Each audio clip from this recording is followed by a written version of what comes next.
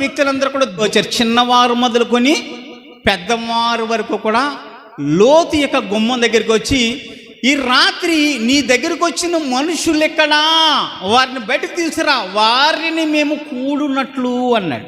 అంటే ఒక పురుషుడు స్త్రీ దగ్గరికి పోయి కూడినట్లుగా, ఒక స్త్రీ పురుషుడితో కూడినట్లుగా, అంటే వీరందరూ కూడా దొమ్మిగా వచ్చి పురుషుని కూడటం కోసం వారిని బయటకు తీసుకురామని అడుగుతూ ఉన్నారు. వీళ్ళంటే స్వలింగ సంపర్కులు, వీళ్ళే మగ వ్యభిచారులు అన్నారు. పురుషునితో సంబంధం పెట్టినట్టు వారు.